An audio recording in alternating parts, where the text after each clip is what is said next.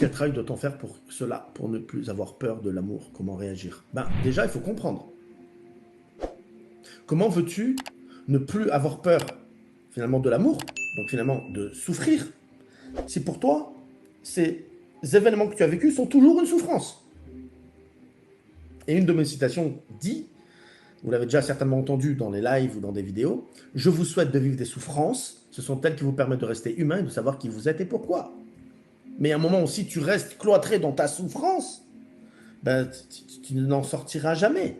Et donc du coup, tout amour, tout événement, toute situation, toute rencontre t'amènera à en avoir peur. Pourquoi? Parce que tu interpréteras à l'avance ce qui pourra t'amener à en souffrir avant même de l'avoir vécu. C'est comme même dans les rapports intimes et sexuels. J'ai des personnes qui viennent, ça c'est assez récurrent, des personnes, et notamment les femmes, qui ont peur d'avoir des rapports. Parce qu'elles ont peur d'avoir mal avant même d'avoir du plaisir. Pourquoi? Parce qu'elles ont une mauvaise expérience. Pas nécessairement le fait que ce soit un viol ou un attouchement. Non, peut-être une première fois qui s'est mal passée.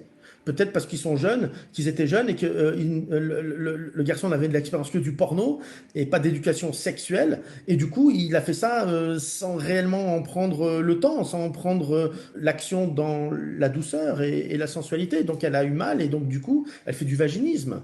Et donc du coup, comme pour un homme où il a envie d'être performant, il y a un moment, il en oublie le partage.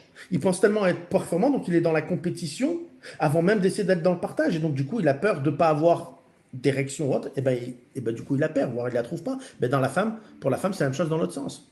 Elles ont tellement peur finalement d'avoir mal que du coup, elles pensent même plus au partage et au plaisir. Donc, ça devient une corvée. On parle d'amour. Parce que c'est un moyen de communication, l'intimité. Il y a le dialogue, oui, mais il y a le regard, il y a le sourire, il y a les cadeaux, il y a les compliments, il y a les voyages, il y a la nourriture, il y a la danse, il y a l'écriture, le chant, la lecture, il y a les mots doux, il y a les bons moments, mais il y a aussi la sexualité en moyen de communication. Et ben, c'est aussi un moyen où on peut transmettre de l'amour. Ben, pour répondre à ta question, tu ne peux pas ne plus avoir peur de vivre un amour si ce que tu as vécu avant dans les différentes relations reste toujours des souffrances. Et pour ça, comment on fait? Je n'ai pas envie de dire ça pour vous faire croire que c'est pour... Non, si vous voulez, vous venez au cabinet. C'est tout. Vous venez au cabinet, vous suivez déjà la chaîne YouTube, c'est gratuit. Mais par contre, il y a quelque chose qui est instantané. Ça, c'est le choix de chacun. Tu veux, tu peux. Allô? Message? Voilà. Moi, je veux régler tout ça. Je veux sourire de tout mon passé. Je veux emmener à ce que tout ce qui a été tout ce qui est une souffrance encore aujourd'hui, où je crois que le temps fera les choses, mais ça c'est du mytho. Tous ceux qui vous disent ça, c'est bidon. Hein, c'est pas vrai, ça n'existe pas. Le temps n'existe pas d'ailleurs. Le temps est émotion.